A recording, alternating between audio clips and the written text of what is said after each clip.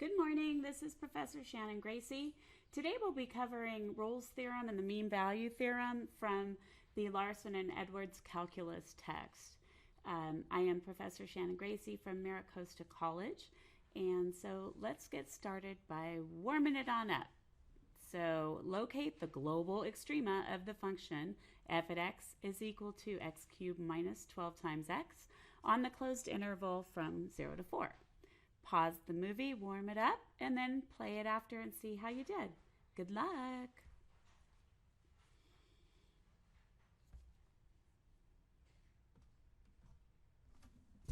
All right, let's see how you did. So first of all, we have to understand what the heck does it mean to find global extrema. Remember, that's the same as what? Great absolute extrema, or just extrema without the word relative or local in front of it. So we want the highest of the high and the lowest of the low for the y values on this interval. So here we go. What was the process? Do you remember? First off, we needed to find any critical numbers. Okay. So to do that, one way is to, beautiful, find the zeros of the derivative. So to do that, of course, we need to differentiate with respect to x. And on the left side, we get perfect f prime at x. And on the right side, we'll get great 3x squared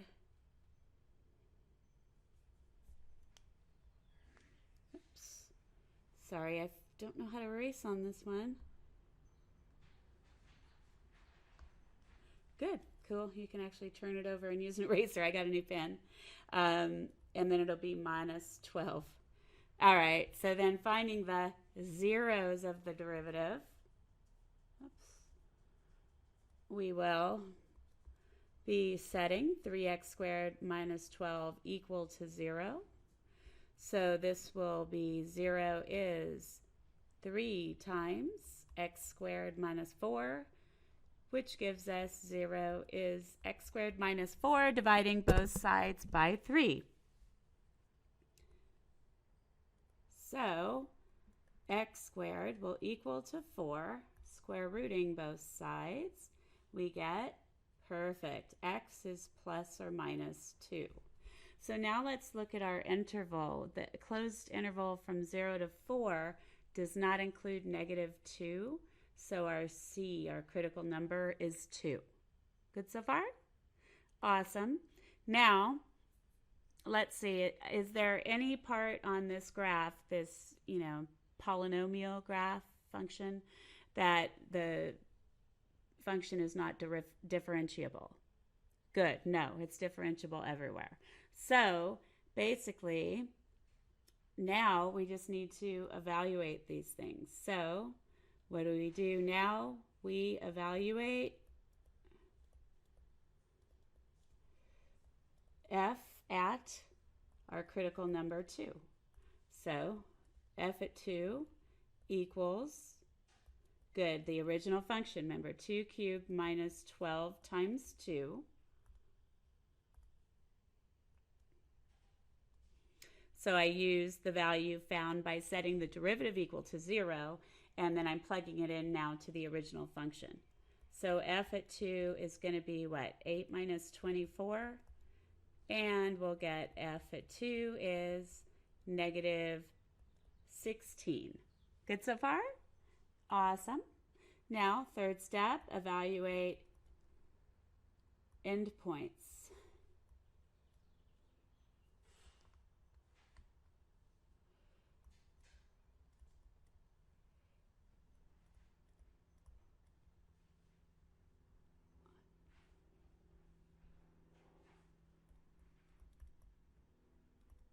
So to evaluate the endpoints, we're going to need to evaluate f at 0 and f at 4, because that is our interval.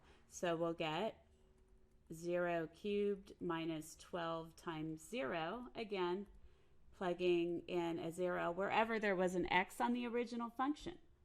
And this gives us that f at 0 is 0.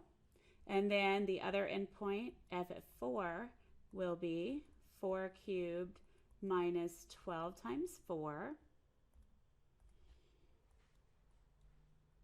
And we'll get a result of, drum roll please, f at 4 is 64 minus 48, which I believe gives us that f at 4 is positive 16.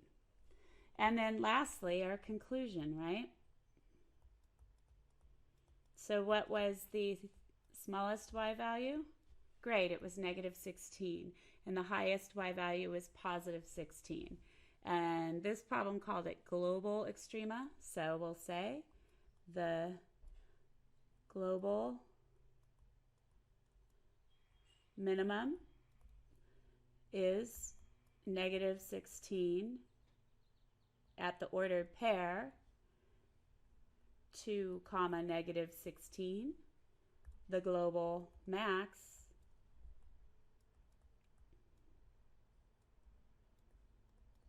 is positive 16, and it's located at 4, 16. All right, how'd you do? Perfect, I knew you could do it.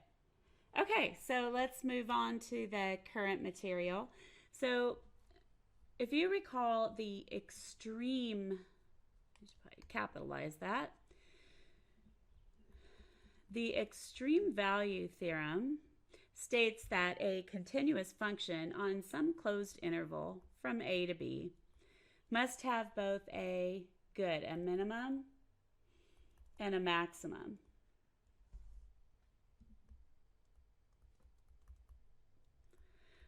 Both of these values, however, can occur at the endpoints. So our first theorem that we learn about, Rolle's theorem, gives conditions that are going to guarantee the existence of an extreme value in the interior of a closed interval. All right, so here we go. Here is Rolle's theorem, right? So basically, Rolle's theorem says we have a continuous function, so we've got conditions. A continuous function on the closed interval from a to b, and differentiable on the open interval from a to b. And the endpoints, right, the function values for the endpoints, the y values, have to be the same. So there's two conditions there.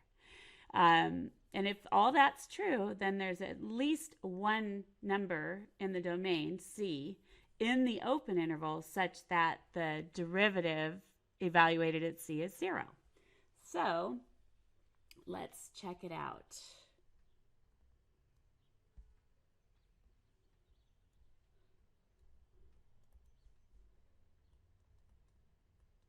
All right, let's say we've got A here and B here. All right, so now here you have to have the y values be the same for f at A and f at B. So here, this is what I've created. So this is f at A, which equals f at B. And then you can have anything else going on, right? So as long as it's continuous. So if you have, oh, that didn't go well. Something like that, right? You end up actually getting three relative extrema in there. So here we go. Let's look at an example. So this is basically, if you recall, at this value, call it C1. This value we could call C2. And this one here we could call C3, right? At each of those, you would have a horizontal tangent line, wouldn't you? Oh, that's not good. A horizontal tangent line, which is really the equivalent of saying that f prime at these input values is 0. Okay? All right, so let's look at an example. Determine whether Rolle's theorem can be Determine whether Rolle's theorem can be applied to f on the closed interval from a to b. If it can be applied, find all the values of c in the open interval such that f prime at c is 0. Now, okay, so we have conditions, don't we? So let's start with that. And you have to state them, all right? And the graph, will be good to show whether something is continuous on the closed interval and differentiable good on the open interval, all right? So here we go. Let's go ahead and make a picture of this graph from negative pi to pi. This would be pi over 2, and then we would have negative pi over 2. We'd have our x and f at x. And let's say we have 1, negative 1. Groovy? Awesome. So let's see. For our graph, f, actually, this will be part of our conditions, won't it? So here we go. The conditions,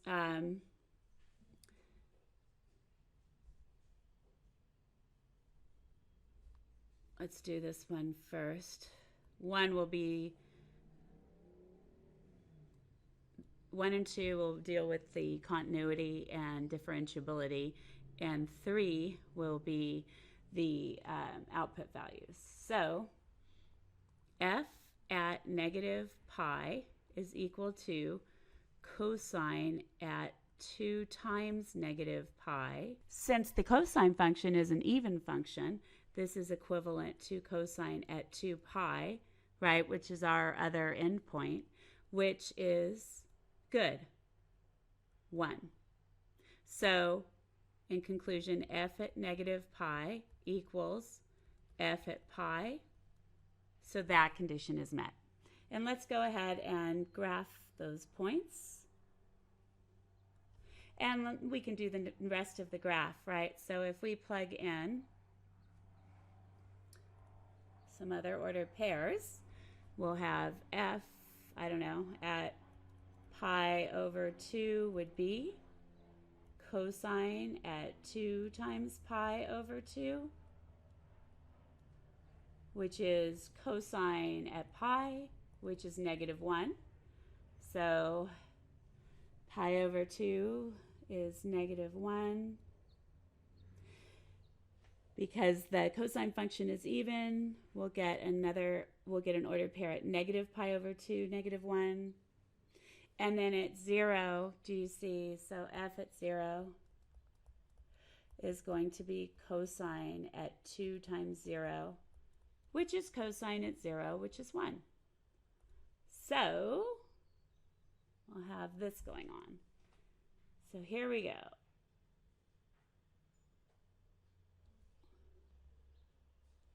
All right, so that's our picture somewhat. And now what you can see from the graph that f,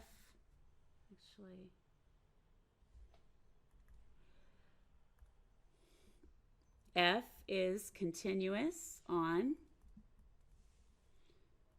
the closed interval from negative pi to pi. Right? And you can say, if you want, C graph. And f is differentiable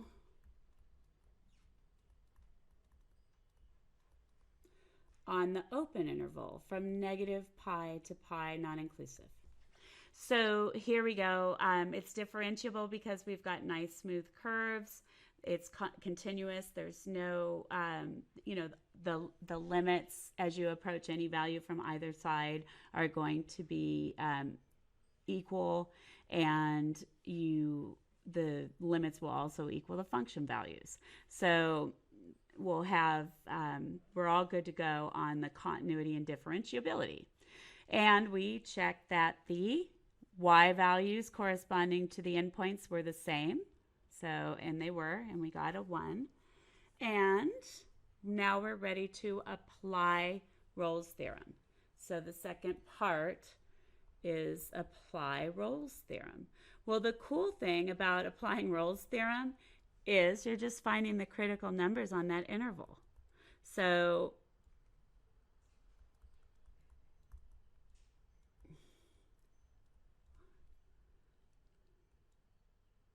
the open interval from negative pi to pi. So let's do it. F at x is cosine at 2x. F prime at x is negative sine at something times the derivative with respect to x of our something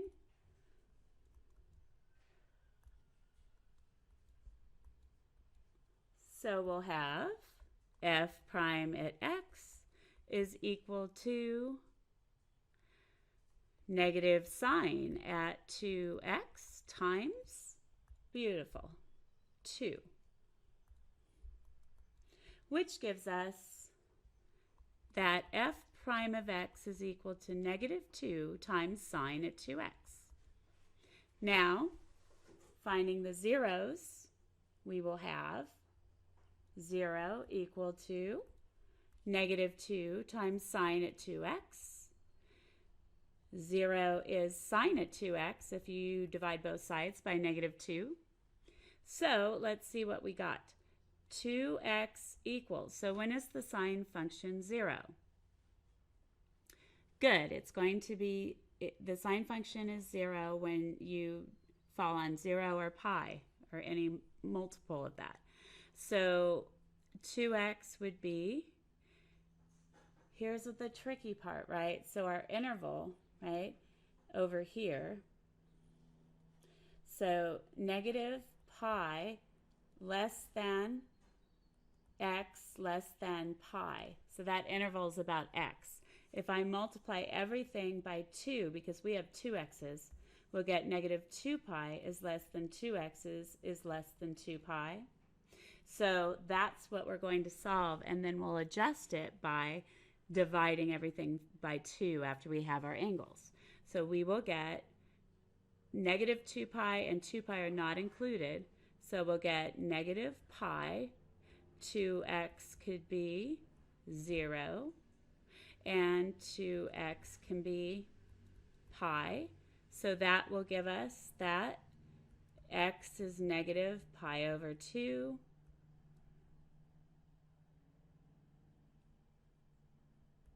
X is 0. X is pi over 2.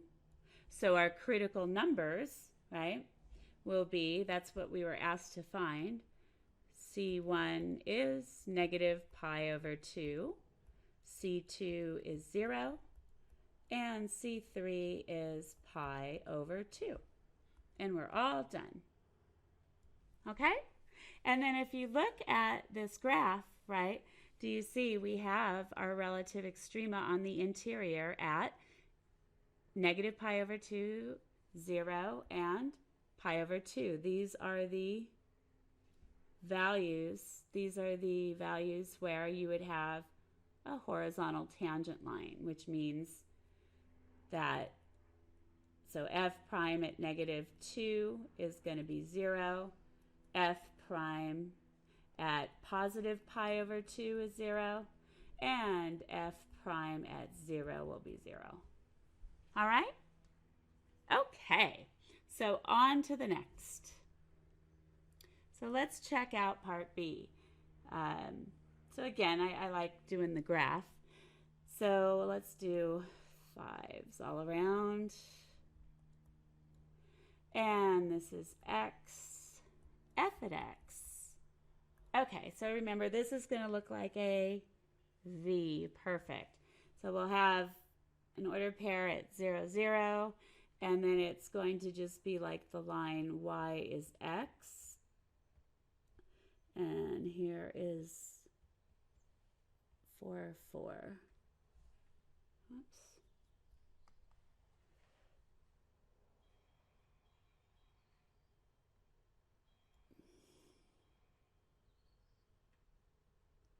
Is that 4? 1, 2, 3, 4. There we go.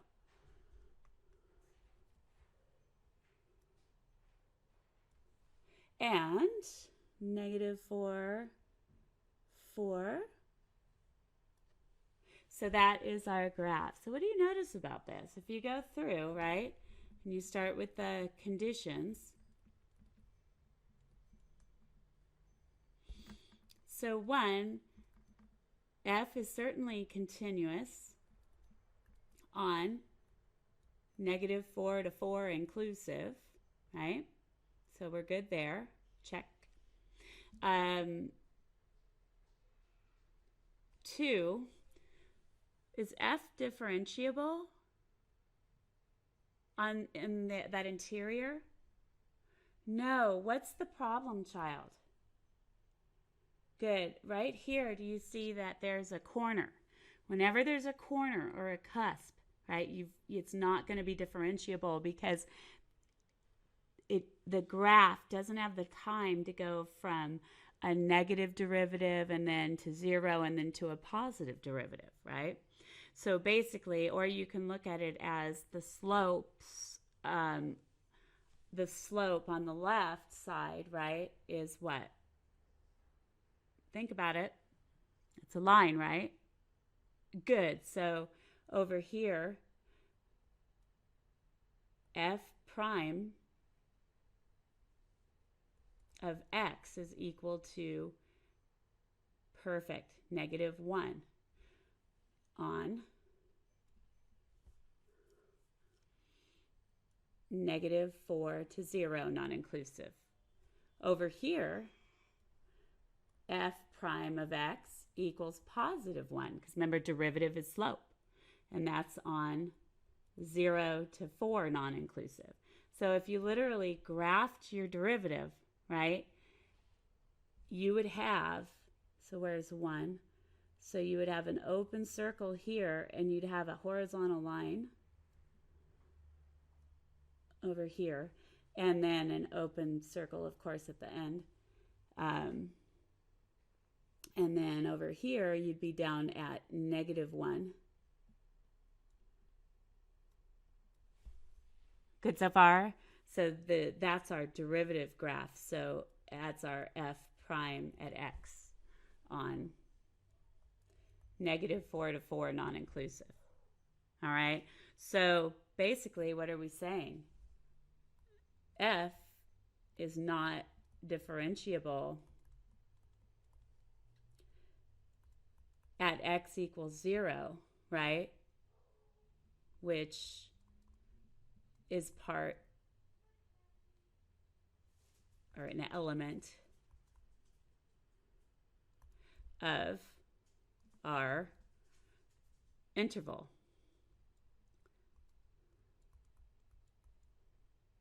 So this one fails this condition. So what does that mean? Good. Rolle's theorem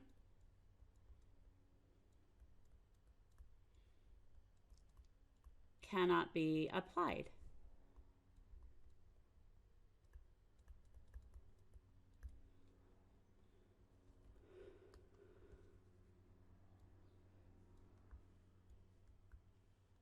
All right?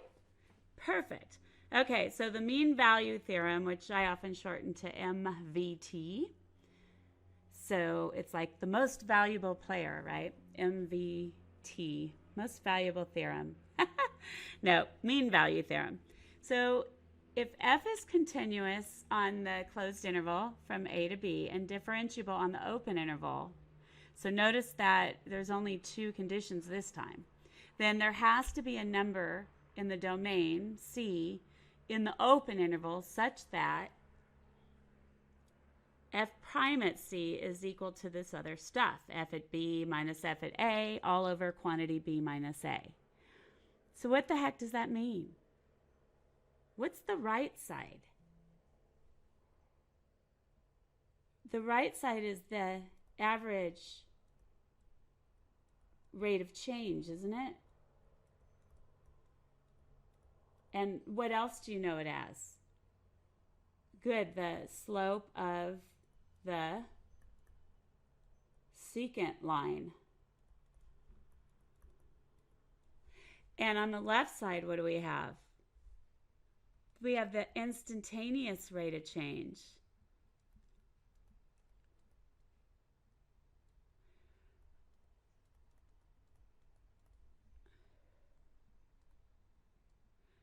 And what else is that? Do we have? We have the slope of the good tangent line or graph, right?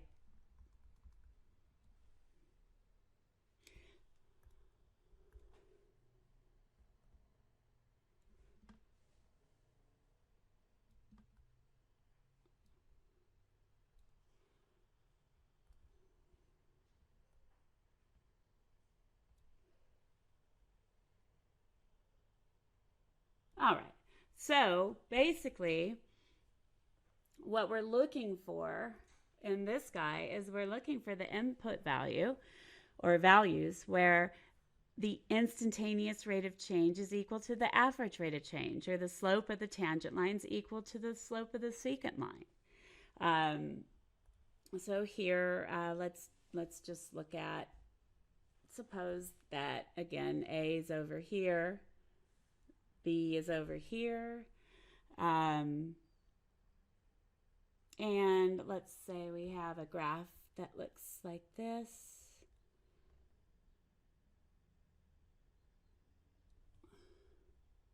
Right? So what we're looking for is, we want to know when the average rate of change from A to B is equal to the instantaneous rate of change.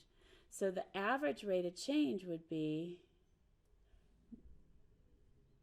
actually, let's do this in green. Basically, we'd be connecting these 2 points, right? And this here is the line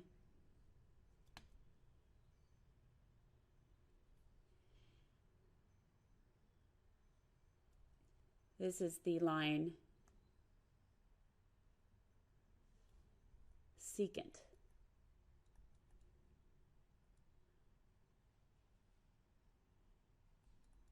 The secant line. Okay? Now what we're looking for is the input value where our tangent line would have the same slope, right? So we're basically looking for, and I think it's going to occur about here.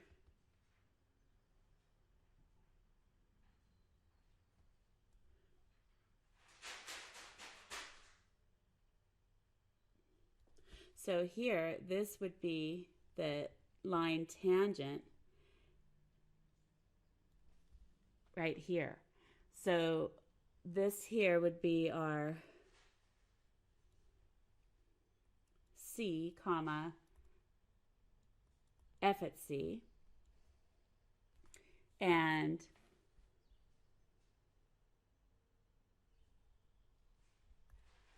that C would be our input value where the slope of the secant line was equal to the slope of the tangent line.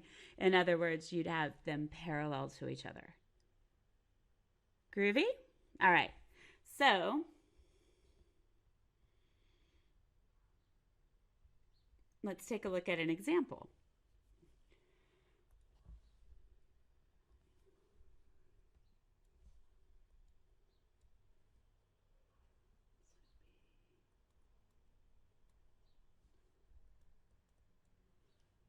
Okay, so we have x and we have f at x. Let's make a picture, all right? So f at 1 is equal to the square root of 1. So I'm just plugging in a 1 wherever I see an x to make the graph. And that in turn is 1. So I'm going to have an ordered pair at 1, 1 on the graph. And the other endpoint is 9. So that would be root 9, which is 3. So again, just plugged in a 9 wherever there was an x on the original function. And we'll have, plotting that point, it'll be 1, 2, 3. Okay? And if we need any other points, why don't we go to 4? So 1, 2, 3, 4 will be at 2. And so our graph will look like this on the interval that we're interested in. Let's see.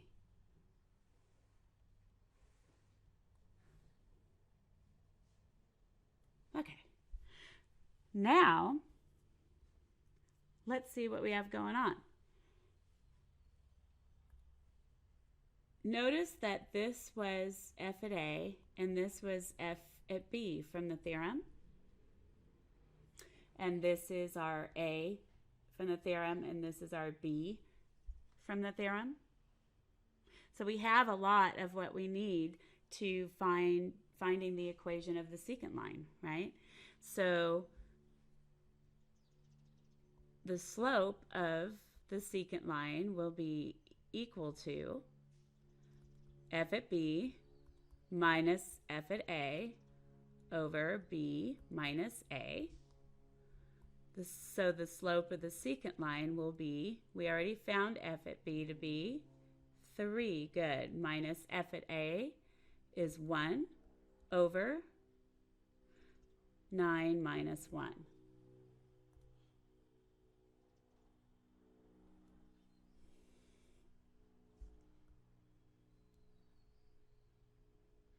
F at B was 3.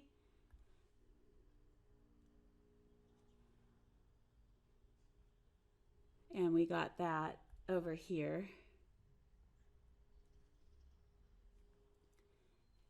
And so on, okay?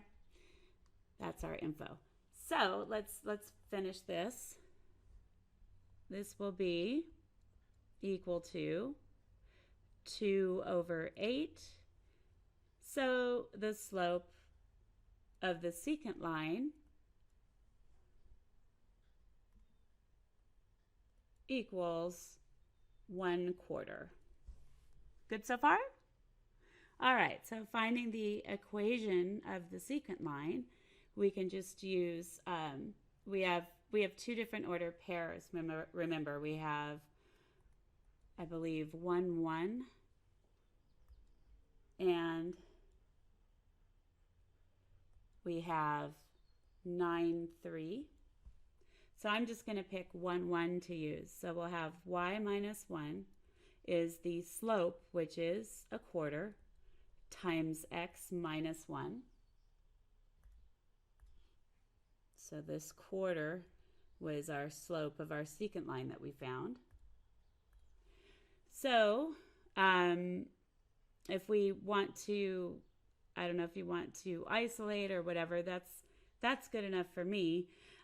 So basically, starting at 1, you can just start at 1, 1, and then you can go up 1, and then over 4. So up 1, and then 1, 2, 3, 4 to get another point. So we have this point, that point, up, and then we'll be up 1 over 4. Okay, so this here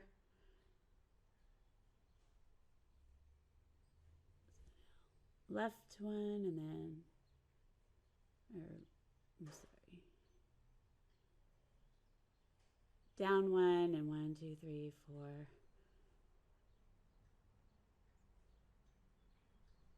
4 over.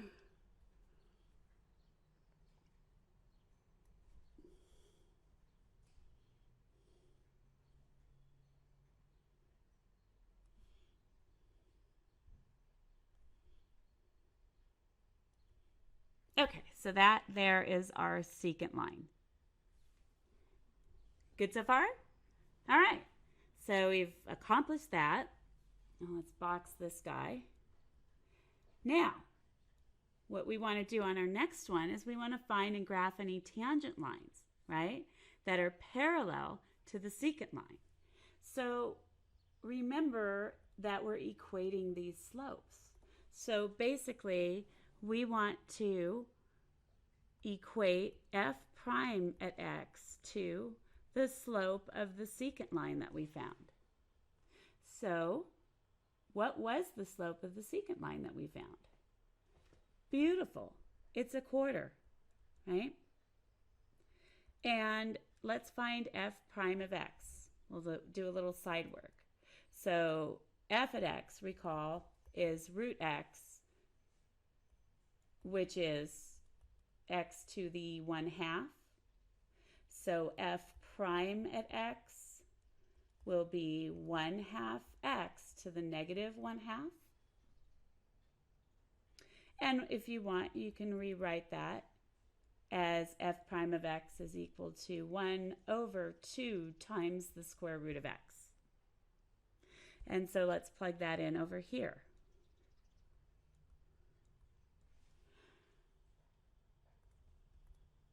So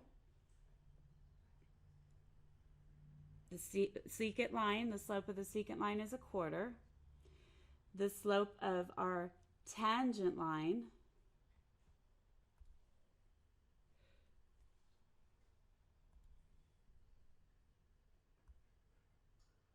is 1/2 root x. And now we just need to solve. So we'll get 4 is equal to 2 times root x. 2 is equal to root x. If we square both sides, we'll get rid of the square root, and we'll get 4 is equal to x. Good so far? All right, so since 4 is part of our interval from 1 to 9, that means that c is equal to 4, okay? And so why don't we find out what is f at 4? Good, it's the square root of 4, which is 2. So that means at the ordered pair 4, 2, f prime of x is equal to the slope of the secant line. All right, so now let's find that equation. So we'll just simply do y minus 2 is equal to the slope, which is a quarter, times x minus 4. So we found our equation of the tangent line here. And so now let's draw a picture of it. So we go to the ordered pair 4, 2.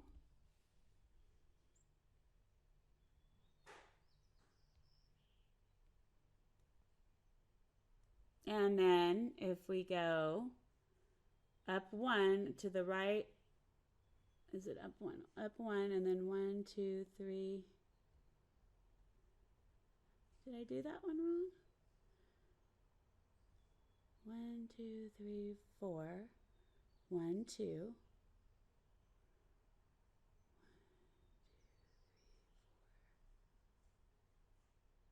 1. And then we'll have down 1, and then 1, 2, 3, 4 over.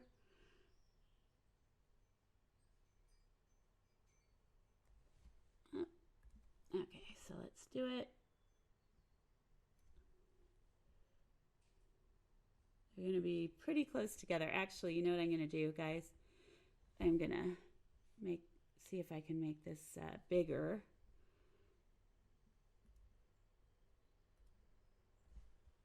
And I think I can draw it more easily.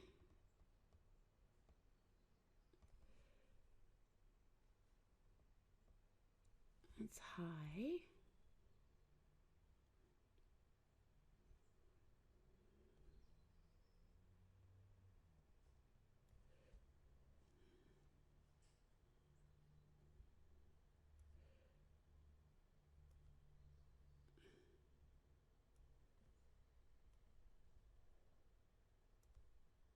Okay, so there you go. Very, very close together, but still parallel.